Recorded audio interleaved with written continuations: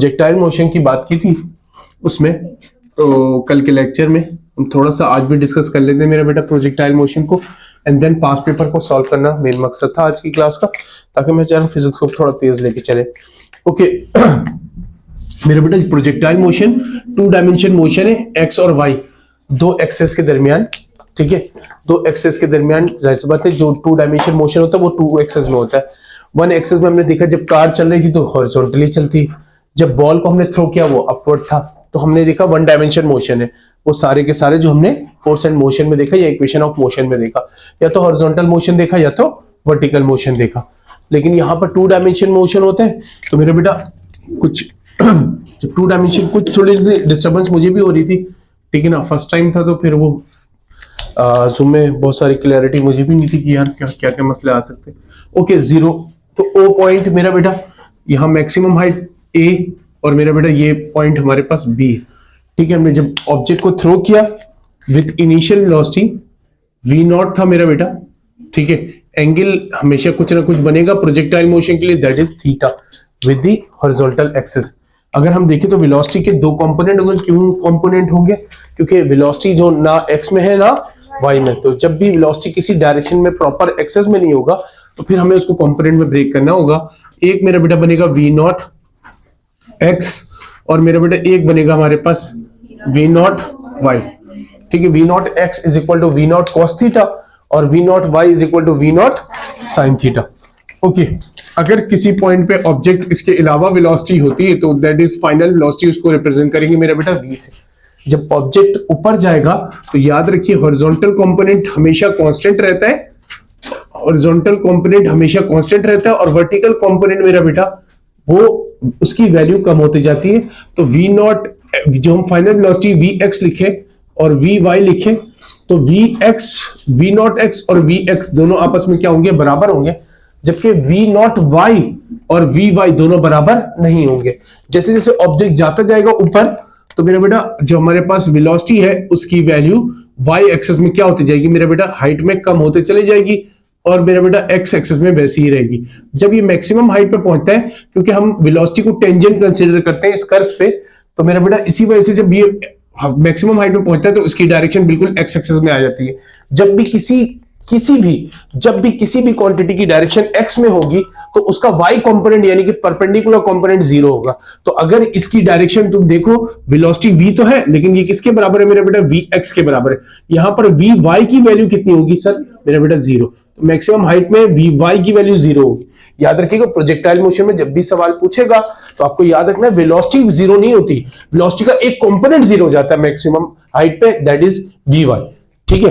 अब जैसे जैसे ऑब्जेक्ट नीचे आता जाएगा तो दोबारा से हमारे पास मेरा बेटा जब ऑब्जेक्ट नीचे आएगा तो अब देखिए vx की वैल्यू मेरा बेटा वैसी ही रहेगी, ठीक है ना। vy की वैल्यू अब बढ़ना शुरू होगी, तो नीचे आते जाएगा, जैसे vx की वैल्यू वैसी vy की वैल्यू बढ़ती जाएगी, और बढ़ते बढ़ते मेरा बेटा एक पॉइंट आएगा जहां पर ये ड्रॉप हो जाएगा, जहां पर ये ड्रॉप होगा। तो मेरा बेटा इस पॉइंट को हम कहते हैं पॉइंट ऑफ लैंडिंग, और जिस पॉइंट से भेजा गया था that is called point of launching. Okay तो पॉइंट ऑफ लॉन्चिंग और पॉइंट ऑफ लैंडिंग, तो कहां पर वेलोसिटी मैक्सिमम होती है? तो याद रखिएगा वेलोसिटी मैक्सिमम इन दोनों पॉइंट पे होती है, O और B पे। तो लॉन्चिंग पॉइंट पे भी और लैंडिंग पॉइंट पे भी, ठीक है ना। दोनों पॉइंट पे हमारे पास वेलोसिटी मैक्सिमम होता है। अगर कोई पूछे वेलोसिटी मिनिमम कहां होगा, तो याद रखिएगा मैक्सिमम हाइट पे ये वेलोसिटी मिनिमम होगी, लेकिन 0 नहीं होगी, समझ रहे हो? 0 नहीं होगी, ठीक है। मिनिमम होगी लेकिन 0 नहीं होगी। तो ए पॉइंट पे वेलोसिटी मिनिमम होता है। क्यों? क्योंकि दो चीजें ऐड हो रही है, 2 कंपोनेंट ऐड हो रहे हैं। याद रखिए जब भी ऐसे केसेस में जब 2 कंपोनेंट ऑफ वेलोसिटी है तो हम रिजल्टेंट वेलोसिटी निकालने के लिए 2 एक्सेस में vx square plus vy square निकालते हैं मेरा बेटा, समझ रहे हो ना। 2 कंपोनेंट है तो vy स्क्वायर। तो अब मेरा बेटा vx तो चेंज ही नहीं हो रहा, वो कांस्टेंट है। सिर्फ किस पे? v किस पे डिपेंड कर रहा है? vy पे। vy की वैल्यू जैसे जैसे कम होती जाएगी तो v की वैल्यू भी क्या होती जाएगी? कम होती जाएगी, और v की वैल्यू vy की वैल्यू जैसे जैसे बढ़ती जाएगी v की वैल्यू भी क्या होगी? बढ़ते चले जाएगी। तो मेरे बेटे ये कहां पर जाके 0 हो जाएगा? मैक्सिमम हाइट पे। तो इसकी वैल्यू तो मेरे बेटा उस वक्त हमारे पास, अगर ये मैक्सिमम हाइट में vy की वैल्यू 0 हो जाएगी तो हमारे पास ये 0 कर दूं तो मेरे पास सिर्फ बचेगा vx का square is equal to v, square से root cancel, vx is equal to v, ठीक है ना। ये हमारे पास हो गया मेरा बेटा। यहां पर हमने प्रोजेक्टाइल मोशन की इतनी बात तो की थी मेरा बेटा। जो पाथ प्रोजेक्टाइल मोशन, जो पाथ ओबे करता है प्रोजेक्टाइल, ठीक है ना, इसको इसका ट्रेजेक्ट्री कहते हैं। ट्रेजेक्ट्री ऑफ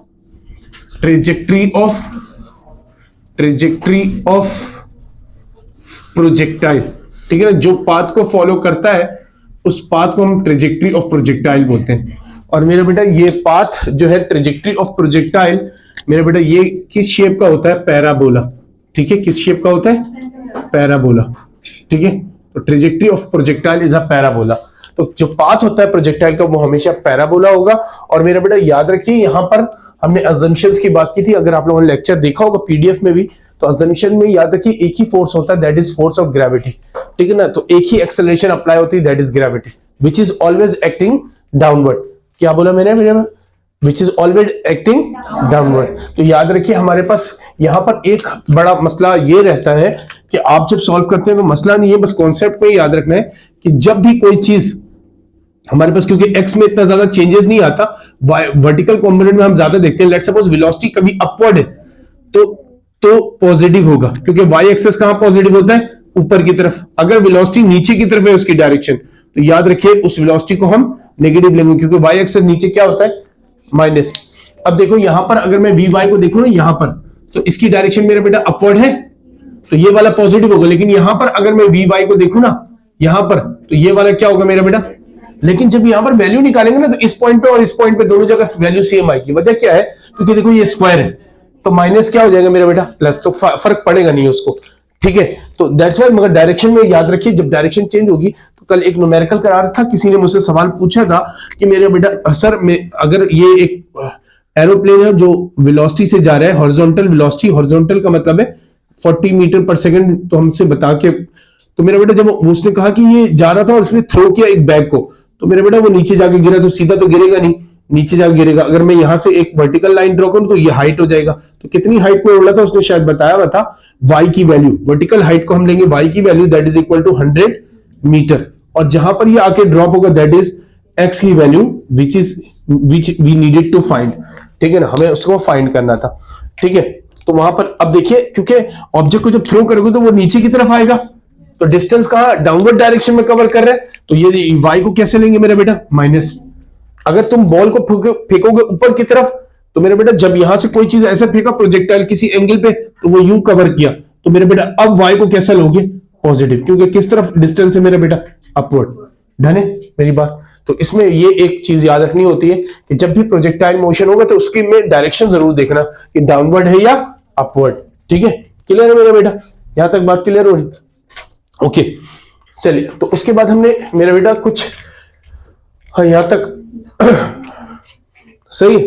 तो यहां पर हमने इक्वेशंस लगानी थी, हमने इक्वेशन ऑफ मोशन किया था, तो इक्वेशंस को देख लेते हैं, फिर देन हम प्रैक्टिस की तरफ चलते हैं।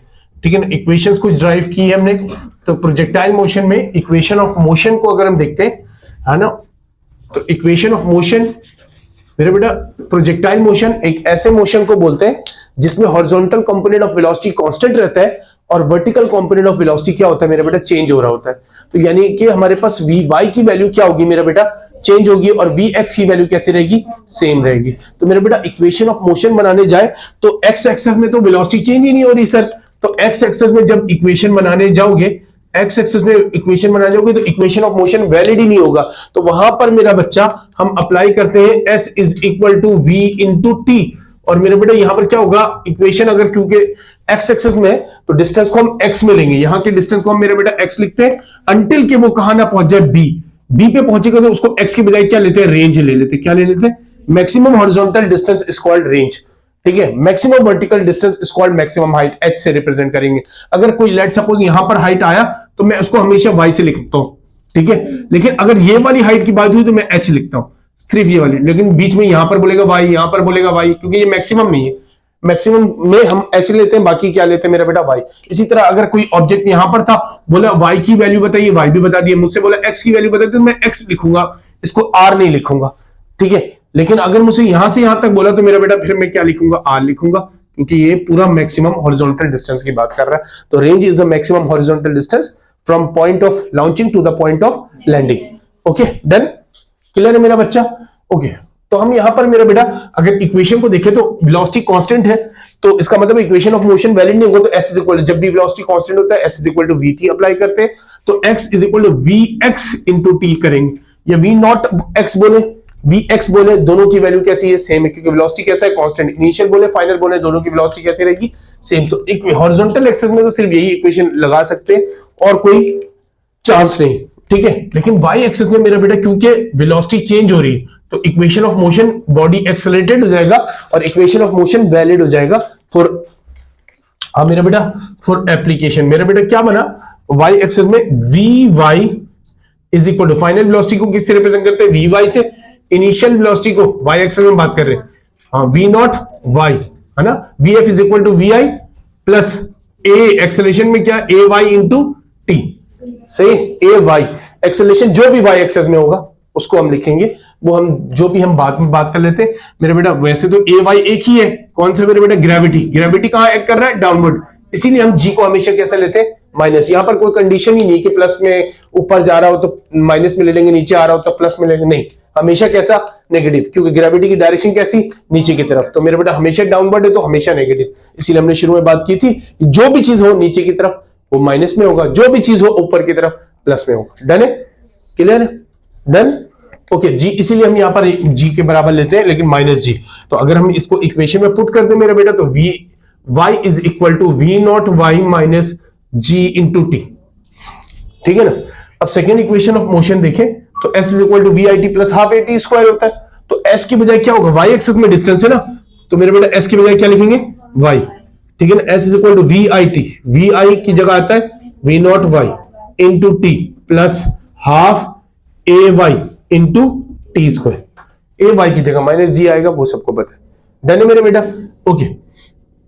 Third equation of motion, two a s, a की जगह मेरा बेटा ए वाई, एस की जगह मेरा बेटा डिस्टेंस है ना, तो वाई एक्सिस में डिस्टेंस है, that is Y, V F square यानी कि वी वाई का square minus V not Y का स्क्वायर, ठीक है, that is your third equation of motion, ठीक है मेरा बेटा। ये तो हमने इक्वेशन कल डिस्कस भी किया था वहां पर लेक्चर में। उसके बाद हमने 4 इक्वेशंस ड्राइव की हैं वहां प्रोजेक्टाइल मोशन में, सही है। तो प्रोजेक्टाइल मोशन में सिर्फ मैं इक्वेशन लिख रहा हूं, ठीक है, आप डेरिवेशन वीडियो में देख लीजिएगा, ओके ठीक है। तो मेरे बेटा हमने पहले इक्वेशन निकाली, time reach to maximum height, 4 equations थी, मैं यहां पर डायग्राम बना देता हूं दोबारा से, ठीक है मेरा बेटा। ये x और y एक्सिस, 2 एक्सिस ले लिया क्योंकि प्रोजेक्टाइल मोशन है मेरा बेटा। एक इक्वेशन निकाली थी, टाइम रीच हमने थ्रो किया o से, मेरा बेटा पहुंचा है a पे, तो a तक पहुंचने में, मैक्सिमम हाइट पे पहुंचने में कितना टाइम लिया, that is t, time required to reach maximum height, ठीक है ना। तो इसकी इक्वेशन क्या थी मेरे बेटा, t is equal to we not sine theta upon मेरा बेटा g, सही। और फिर हमने दूसरी इक्वेशन ली थी मेरे बेटा, time of flight. Time of flight का मतलब है यहां पॉइंट ऑफ लॉन्चिंग से पॉइंट ऑफ लैंडिंग तक जितना भी टाइम ले रहा है, ये भी क्या होगा मेरा बेटा, ये पॉइंट है ए, तो ये पॉइंट जहां गिरा वो बी, तो मेरे बेटा ओ से ए जितना टाइम लेता है उतना ही ए से बी में टाइम लेता है, तो हमने टोटल टाइम किसका, इसका डबल हो जाएगा। तो डबल के लिए क्या करेंगे, 2 से मल्टीप्लाई, तो बी इक्वेशन बना, टोटल टाइम ऑफ फ्लाइट मेरा बेटा is equal to 2 V not sine theta upon G, done, okay. फिर हमने एक इक्वेशन निकाली कि भाई मैक्सिमम हाइट के लिए क्या इक्वेशन होगी, ठीक है, मैक्सिमम हाइट के लिए क्या इक्वेशन होगी, तो वहां पर मैक्सिमम हाइट की इक्वेशन निकाली हमने, equation number C, H is equal to, हाँ भाई, V not square sine square theta upon मेरा बेटा 2g, सही सही। तो ये मैक्सिमम वर्टिकल डिस्टेंस के लिए, हाइट के लिए इक्वेशन निकाली।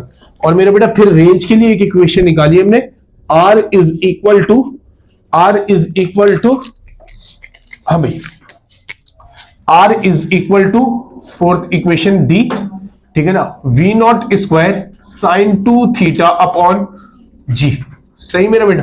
और मैक्सिमम रेंज कहां पर था, जब एंगल कितना हो मेरा बेटा, कि सबसे ज्यादा दूर जाके कब गिरेगा, एंगल कितना हो, 45, सही मेरा बेटा।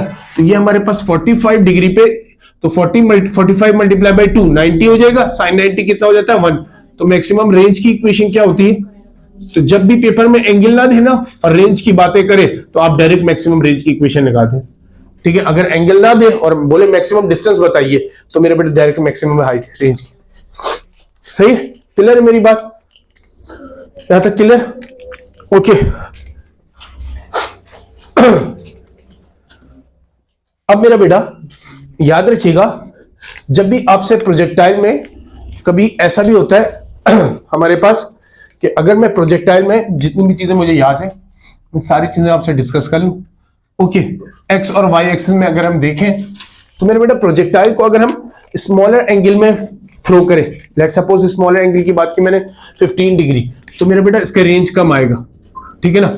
जब मैं इसकी एंगल को बढ़ाऊंगा 15 डिग्री पे था, अब मैंने एंगल को बढ़ाया 30 डिग्री पे तो और ज्यादा आएगा, ठीक है रेंज। फिर मैंने बढ़ाया 45 डिग्री पे, रेंज और सबसे ज्यादा आ गया, मैक्सिमम आता है किस पे, रेंज सबसे ज्यादा किस पे आता है 45। लेकिन मैंने 15 डिग्री और बढ़ाया मेरा बेटा 60 पे, जैसे ही मैं 60 पे रेंज पे फेंकूंगा तो मेरा बेटा ऊपर जाएगा और यहां पर आके गिरेगा दोबारा से इस पॉइंट पे 30 वाले पे, सही। और अगर मैं 75 डिग्री ये फेंका मैंने 60 डिग्री से तो ये और ऊपर चला गया, लेकिन गिरा कहां मेरा बेटा, तो उसके बाद अगर मैंने 75 पे फेंका तो वो ऊपर जाएगा और नीचे आके गिरेगा मेरे बेटा 15 डिग्री, ठीक है ना, 15 डिग्री पे। इसका मतलब सर दो एंगल पे, किसी दो एंगल पे रेंज सेम भी होता है, किसी दो एंगल पे रेंज सेम भी होता है। कौन कौन सा मेरा बेटा कैसे निकालते हैं, एक एंगल लेट सपोज थीटा पहले से गिवन हो, कोई गिवन हो 15 डिग्री, तो आप याद रखो दूसरा एंगल थीटा डैश लेंगे which is equal to 90 minus theta. अब थीटा की वैल्यू पहले से कितनी थी 15, तो मेरा बेटा मैंने दूसरा एंगल मुझसे बोले तो 15 को माइनस कर दूंगा, मेरा बेटा कितना बना, तो दूसरा एंगल कौन सा होगा 75। तो 75 और 15 का रेंज कैसा होगा, सेम। हाँ बेटा दोनों का रेंज कैसा होगा, सेम। अगर मुझसे बोले 30 का, तो 30 का दूसरा एंगल कौन सा होगा 60, 90 में से 30 माइनस कर दो, ठीक है। अगर मुझसे बोला 45 का दूसरा एंगल कौन सा होगा, फिर फायदा है, ठीक है ना, समझ रहे हो, क्लियर है मेरी बात। तो दोनों का दो तरीके से सोचते हैं हम, या तो 90 माइनस कर ले थीटा को, या दोनों का सम हो, ठीक है ना। एक दफा पेपर में हमसे ऐसे ही पूछ लिया कि कौन सा दो पेयर ऑफ एंगल, कौन सा दो पेयर ऑफ एंगल, कौन सा दो pair of angle same range देता है, तो मेरे बेटा अब कुछ परेशान होने की जरूरत नहीं, दो पेयर दे दिए मैं एंगल के, अब वो दिया हुआ है 30 प्लस 15, बस दो का जिसका सम 90 आएगा तो उन दो पेयर का मेरा बेटा क्या होगा, रेंज सेम होगा, समझ रहे हो, ओके डन है। वैसे भी आपको आइडेंटिफाई, वैसे मैं गलत भी कह रहा हूं कि 10 प्लस 80 दे दिया, 10 और 80 दोनों का सम तो 90 आ गया, लेकिन इसमें रेंज सेम नहीं आएगा। तो इसका मतलब है आपने आइडेंटिफाई करना पड़ेगा, थीटा को माइनस करें 90 में से तो दूसरा वाला एंगल आना चाहिए, तो पहले वाले एंगल को 90 में से माइनस करें, दूसरा वाला आना चाहिए, है ना। तो हमारे पास टोटल सम मगर दोनों का क्या आएगा, 90 के बराबर ही आएगा। ओके क्लियर है। तो इस तरीके से करेंगे, एक एंगल लेंगे और 90 में से माइनस करेंगे, दूसरा वाला आना चाहिए, अगर दूसरा वाला आ रहा है तो वही पेयर ऑफ एंगल होगा, ठीक है क्लियर। तो you can identify any angle by using this concept. Done, यहां तक कोई मसला, हाँ मेरा बेटा कोई मसला। तो याद रखिए हमारे पास V नॉट इनिशियल वेलोसिटी है, V नॉट इनिशियल वेलोसिटी है, तो you have always initial velocity, ठीक है ना, एंड G, तो थीटा हमें और बाकी सारी चीजें यहां पर मौजूद है, तो आप रेंज निकाल पाएंगे। आइए हम चलते हैं, चलो भाई क्वेश्चन नंबर 37 देखते हैं क्या कहते हैं हमसे। हाँ भाई क्वेश्चन नंबर 37 नजर आ रहा है, यस। हाँ मेरे बेटे, a football at rest on the ground is kicked with initial velocity of 10 meter per second and at launch angle of 30 degree. Calculate the time of flight. मेरे बेटे टाइम ऑफ फ्लाइट की equation लिखी है सामने, ठीक है ना मेरे बेटा। तो हमारे पास टाइम ऑफ फ्लाइट किसके बराबर होता है, 2v not sine theta upon g, ठीक है मेरे बेटा। आपसे बोला है 2 मल्टीप्लाई बाई 10 साइन थीटा की वैल्यू कितना बोला मेरे बेटा 30 डिवाइड बाई मेरे बेटा 9.8, सही। साइन थीटा किसके बराबर, साइन 30 किसके बराबर होता है, हाँ तो ये 1 के बराबर आएगा, है ना। देख लो 1 पॉइंट समथिंग आ रहा होगा, तो वन ऑप्शन है, उसके अलावा ऑप्शन नहीं। ओके, डन है, क्लियर है। क्वेश्चन नंबर 31 देखिए, उसी अपोजिट साइड पे मौजूद है। क्वेश्चन नंबर 31 नजर आ रहे हैं? हाँ, कहता a player throw a ball at an initial velocity of 36 meter per second. The maximum distance can reach, assume that it was caught at the same height at it was released. ठीक है, एक player ने ball को throw किया है मेरा बेटा, जहां से फेंका था दूसरी तरफ कैच उतनी हाइट पे किया गया। तो मेरा बेटा बोल रहा है कितना डिस्टेंस ट्रेवल किया होगा, आप बताइए, है ना। वेलोसिटी आपको बताई हुई, वी नॉट की वैल्यू बताई हुई। अब मेरे बेटा मैक्सिमम, यहां पर देखिए एंगल नहीं बताया, द प्लेयर, हम द मैक्सिमम डिस्टेंस बोले है ना, तो मैक्सिमम डिस्टेंस हॉरिजॉन्टल डिस्टेंस को क्या बोलते हैं हम, मैक्सिमम रेंज। तो मेरा बेटा मैक्सिमम रेंज का मतलब है वो अज्यूम कर रहे हैं कि एंगल कितना होगा, 45। तो मेरा बेटा कितना हो गया, v not square upon g, that is equal to 36 square upon g, 9.8। Okay, हाँ बेटा क्या कह रहे हो,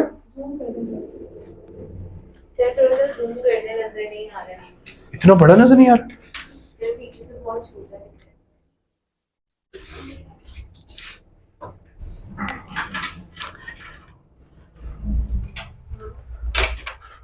ओके,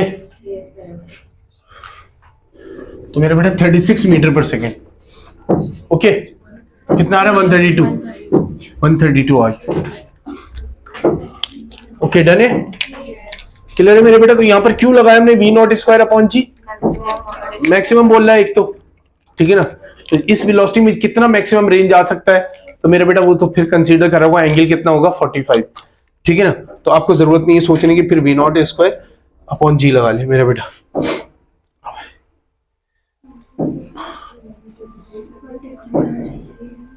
देखिए क्वेश्चन नंबर 39।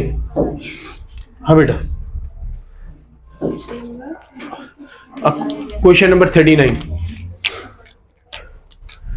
क्वेश्चन नंबर 39 क्या कहता है मेरा बेटा हमसे, a bomb is drop from an aeroplane horizontally with speed, कितने स्पीड से जा रहा है, 200 kilometre per our. If the air resistance horizontally जा रहा है मेरा बेटा, इसका मतलब है इसकी वेलोसिटी कैसी होगी, हॉरिजॉन्टल होगी। वर्टिकल वेलोसिटी कितनी होगी, तो मेरा बेटा कह रहा है कि प्लेन जा रहा है भाई हॉरिजॉन्टल वेलोसिटी से, तो ये हॉरिजॉन्टल वेलोसिटी आप ले लेंगे, वी नॉट एक्स बता दिया आपको कितना मेरा बेटा, 200 metre per second. We not x बोले वी एक्स बोले दोनों एक ही बात है। क्या किलोमीटर पर आवर, चलो ना भाई, मैं बोला पता नहीं क्या हो गया।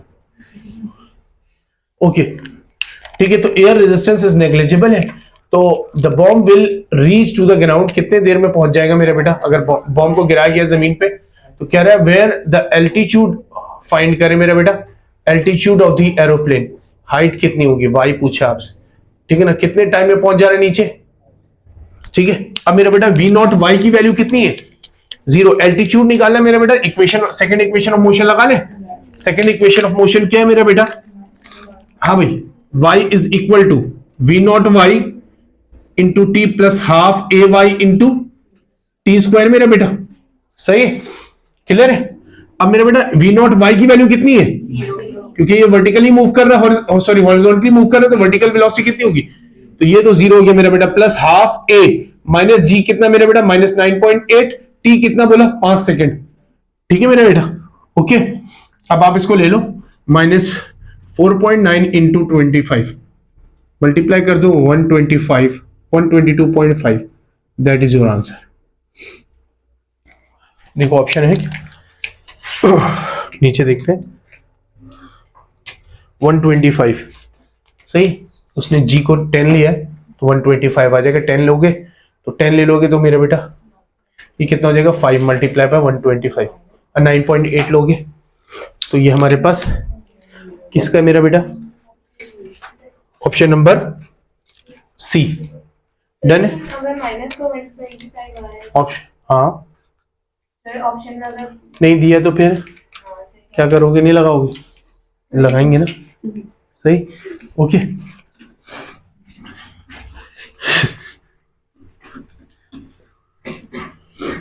डन, साफ कर दूं, साफ कर दूं?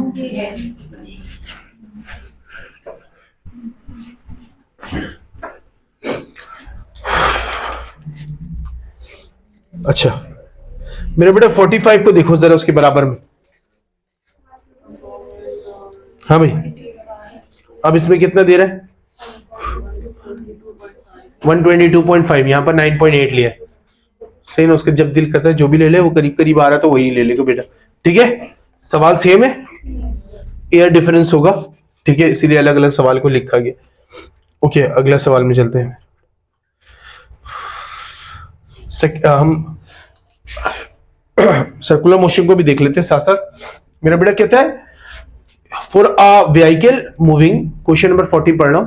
ठीक है, for a vehicle moving in a curve path the centripetal force provided by, मेरा बेटा कौन प्रोवाइड करता है? जब भी किसी कर्व पाथ में आप मूव करते हैं, याद रखिए कर्व पाथ में मूव करते हैं तो आपका जो आपकी जो गाड़ी होती है उसको, मेरा बेटा हमारे पास जब भी हम किसी कर्व पाथ में मूव कर रहे हैं, ठीक है ना, तो आपकी गाड़ी को जो सेंट्रीपिटल फोर्स है वो कौन देता है मेरा बेटा? Friction force. कौन देता है? फ्रिक्शन। तो friction is equal to centripetal force होगा। ठीक है, तो हमारे पास फ्रिक्शन फोर्स है। अब इससे रिलेटेड बहुत सारे न्यूमेरिकल्स आएंगे, सॉरी प्रॉब्लम्स आएंगे, अभी नीचे देखते हैं। ठीक है,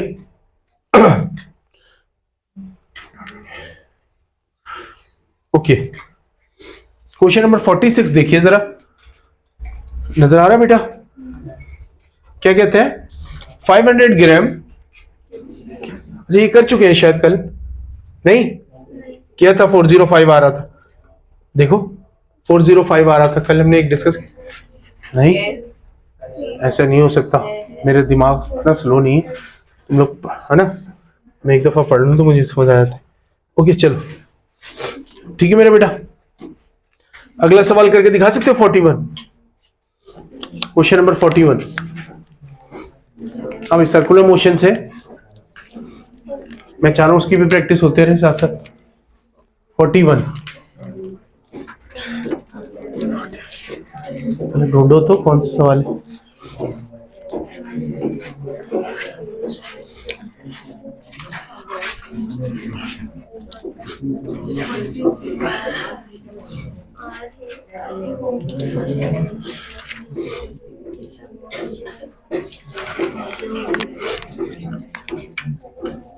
स्पीड दिखानी है,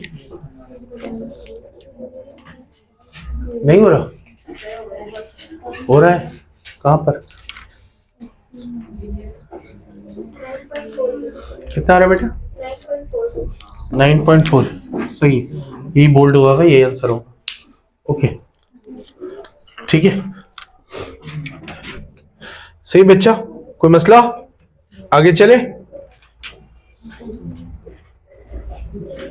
क्वेश्चन नंबर 43 देखिए, ये हम डिस्कस कर चुके हैं।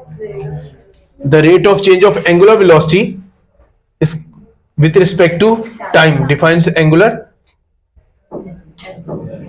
अब मेरा बेटा नीचे देखिए question number 44, a zip travelling at a constant speed of 40 kilometre per hour, radius मेरा बेटा कितना है कर्व का?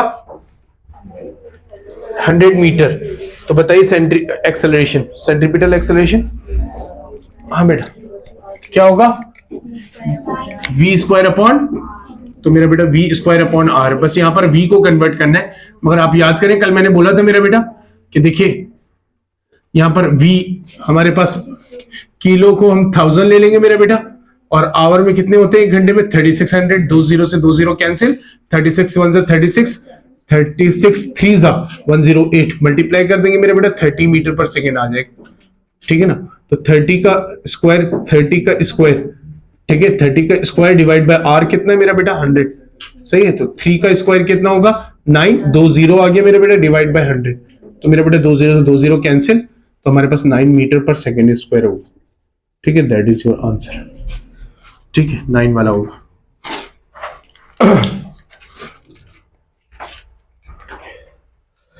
आइए क्वेश्चन नंबर 49 को देखते हैं।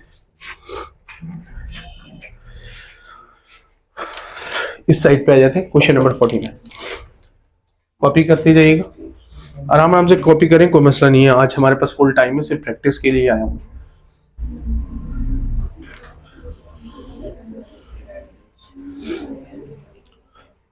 हाँ बेटा, the maximum speed at which car can turn around curve of 30 meter radius on the level of the ground of coefficient of friction between the tires and the road is mu दिया हुआ मेरा बेटा। हाँ बताइए क्या होगा मेरा बेटा, याद करो अभी मैंने बोला था आपको सेंट्रीपिटल फोर्स ही फ्रिक्शन फोर्स होता है, सही मेरा बेटा, सेंट्रीपिटल फोर्स ही।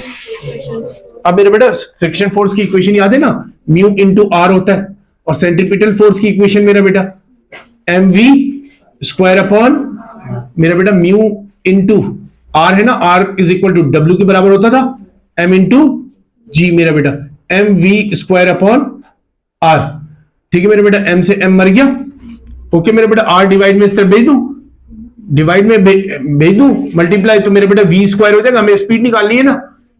ठीक है मेरा बेटा, तो आर डिवाइड में इस तरफ चला गया मल्टीप्लाई, तो वी स्क्वायर स्क्वायर का रूट में आ जाएगा मेरे बेटा, तो v is equal to under root mu into r into g. ठीक है मेरे बेटा, म्यू की वैल्यू कितनी बताइए 0.4, आर कितना मेरा बेटा 30 मल्टीप्लाई बाय मेरा बेटा जी 10 ले लेते हैं, 108.4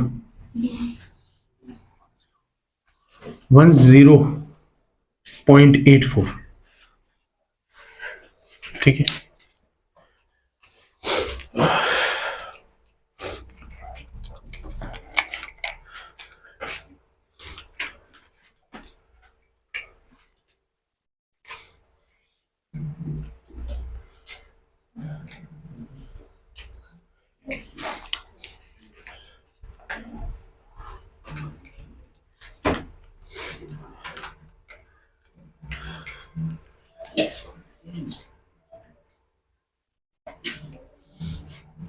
डन।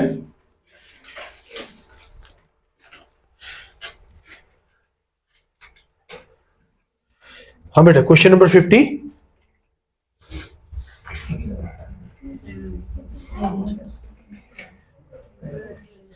हाँ बेटा, एंगुलर एक्सेलरेशन की यूनिट रेडियन पर, कौन सा ऑप्शन है बी। ठीक है,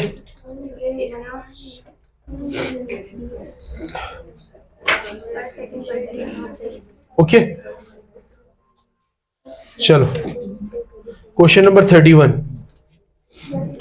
करके 51 sorry, okay question number 51। Okay मैं साफ कर दूं इसे, चलो ये अभी हम करके आ रहे हैं, सर जल्दी से करके दिखाइए, आंसर बताइए।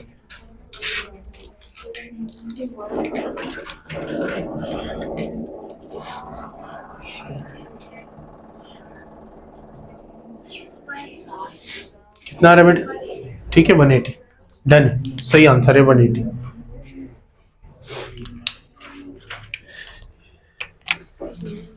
हाँ बेटा, v not square upon g, ठीक है ना, r is equal to we not square upon g. आइए मेरे बेटा नीचे अगला सवाल देखिए 52। Horizontal distance from origin x is equal to 0, v is equal to 0, ठीक है ना, at y is equal to 0 होगा, ओरिजिन पे x भी 0 y भी 0, and the point where the projectile returns, जहां प्रोजेक्टाइल गिरा है x is equal to r हो गया, y इज इक्वल टू 0 हो गया। तो बताइए स्क्वाड, स्क्वाड, हाँ मेरा बेटा 0 से लेकर कहां तक चला गया, r तक, है ना मेरा बेटा, क्या कहलाएगा, ओके डन। क्वेश्चन नंबर 53 पे आगे जरा जल्दी से देखिए, नहीं ये नहीं, ये सवाल 53 नहीं, ओके वो हम कर चुके हैं ऑलरेडी। अगला सवाल देखिए 54, जरा दोबारा से रिपीट हो, ईयर अलग है, 2013 में पूछा गया, सवाल सेम है। हाँ बेटा सवाल सेम है, तो ऑप्शन नंबर कौन सा सही है 54, देखिए ऑप्शन नंबर,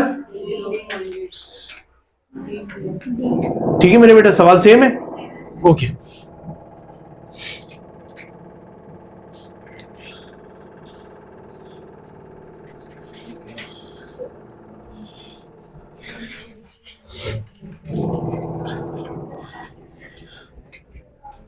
हाँ भाई, अगला क्वेश्चन देखिए 56 करके दिखाइए। क्वेश्चन नंबर 56 बोला भाई, ball throws at a speed of 30 metre per second in a direction 30 degree above the horizon. ठीक है, what is the height rise, height की इक्वेशन पूछी मेरा बेटा, है ना। तो प्रोजेक्टाइल मोशन में क्या होता है, v not square sine square theta upon g upon 2g। ठीक है,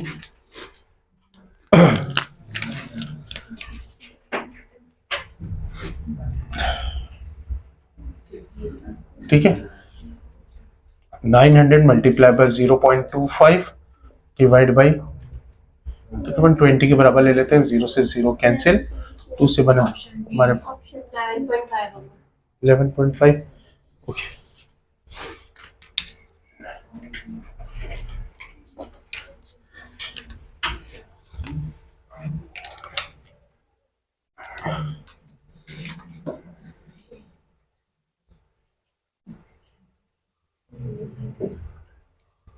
क्वेश्चन नंबर 60 देखिए, 60 क्वेश्चन नंबर 60 क्या कहता है मेरे बेटा, a player throws a ball at an initial velocity of 49 metre per second, the maximum distance ball can reach. हाँ मेरा बेटा, सवाल सेम है, क्या होगा,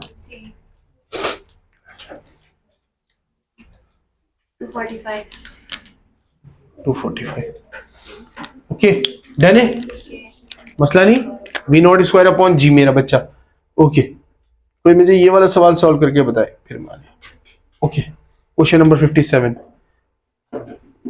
क्वेश्चन नंबर 57 क्या था, साद has mass 80 kg when resting on the ground at the equator, what will be the centripetal acceleration on the Saad if the radius of the earth r is मेरा बेटा 6.4 exponent 6 metre. हाँ भाई, एक तो equation याद करिए मेरे बेटा, सेंट्रीपिटल एक्सेलरेशन पूछ रहा है ना हमसे, सही। तो centripetal a c is equal to किसके बराबर है, वी स्क्वायर अपॉन मेरे बेटा वी इज इक्वल टू किसके बराबर है, आर इंटू ओमेगा के बराबर होता है, डिवाइड बाई आर मेरा बेटा, तो आर स्क्वायर इंटू ओमेगा के square divide by r, r से एक पावर कैंसिल मेरा बेटा, आर इंटू ओमेगा स्क्वायर हो गया। ठीक है ना, तो a c is equal to r into omega square, r तो आपको दिया गया है, ओमेगा निकालना है। अर्थ की रोटेशन मेरा बेटा, अर्थ की रोटेशन से ओमेगा इज इक्वल टू किसके बराबर होता है, थीटा अपॉन टी। एक दिन में अर्थ कितनी एक रोटेशन करता है, एक दिन में कितनी रोटेशन करता है, एक, तो एक रोटेशन में मेरे बेटा थीटा कितना बना, और एक दिन में कितना टाइम होता है 24 मल्टीप्लाई बाई 60 मल्टीप्लाई बाई, समझ आ गया मेरा बेटा, यहां से ओमेगा निकल गया, यहां से ओमेगा निकल गया, ओमेगा आ गया, आर आपको गिवन है, निकालिए सर, 3.37 एक्सपोनेंट -2, जरा कैलकुलेट करके दिखाइए। सात अर्थ में बैठा है और अर्थ रिवॉल्व कर रहा है मेरा बेटा, तो अर्थ एक रोटेशन एक दिन में करता है, तो एक रोटेशन में थीटा कितना बना 2 पाई। ठीक है,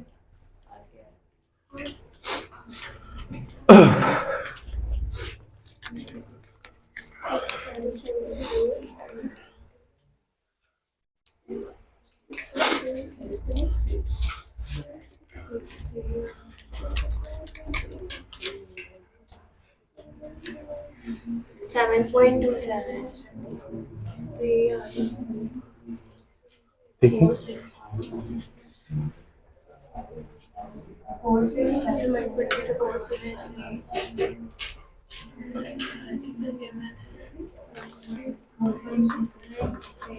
6.4 एक्सपोनेंट 6 है, 6.4 एक्सपोनेंट 6 है, सही है। कितना आ रहा है,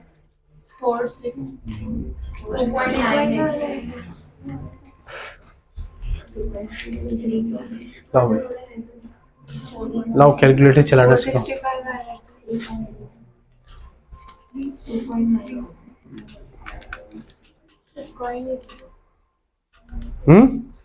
मैं लूंगा ना,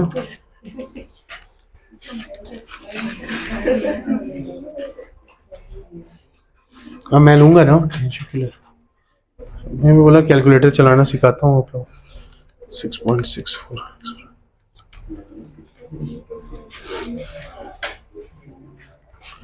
ठीक है, मैंने आंसर पहले ही बोल दिए क्या है। मैं 3.3 एक्सपोनेंट माइनस 2। सही आंसर आ रहा होगा आप लोगों का 0.03338। 2 पॉइंट को शिफ्ट कर दोगे 3.38 एक्सपोनेंट मेरा बेटा माइनस 2। सही क्लियर। थोड़ा जज्बात में काबू रखेंगे ओके, और वी नॉट एंड ओमेगा का स्क्वायर भी लेंगे ओके। सही ठीक है ओके, ओमेगा का स्क्वायर भी लेंगे। डन है।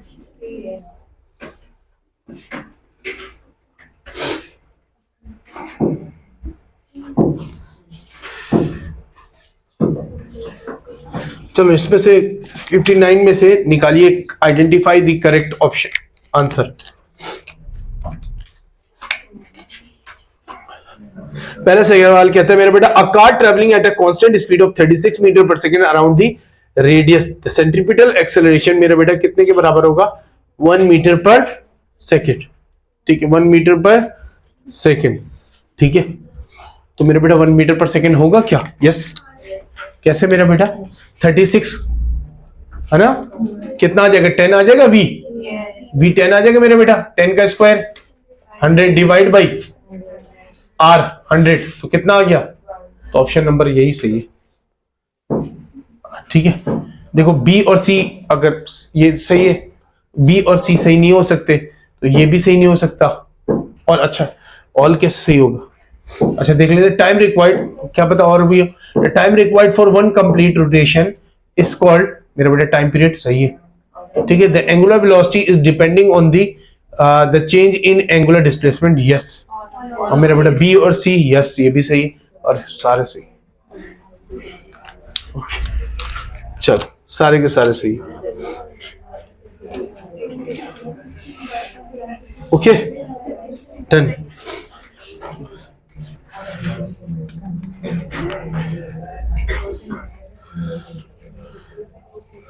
ये वाला सवाल नहीं करना है मेरा बेटा। ठीक है क्वेश्चन नंबर 64 काट दीजिएगा, ये करना ही नहीं है।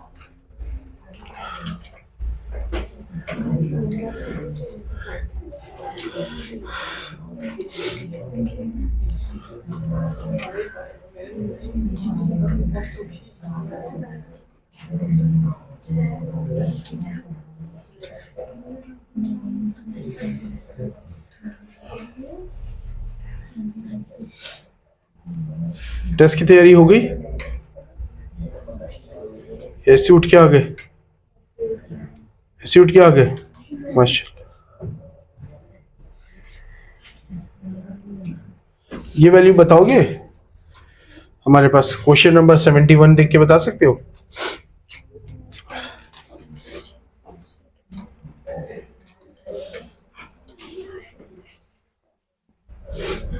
ग्रेविटेशनल फोर्स ऑफ अट्रैक्शन पूछा है।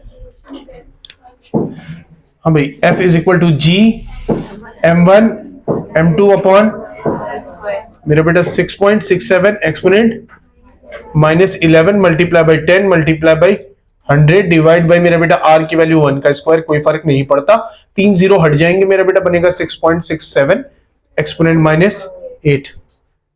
है option? Yes option number c. Done.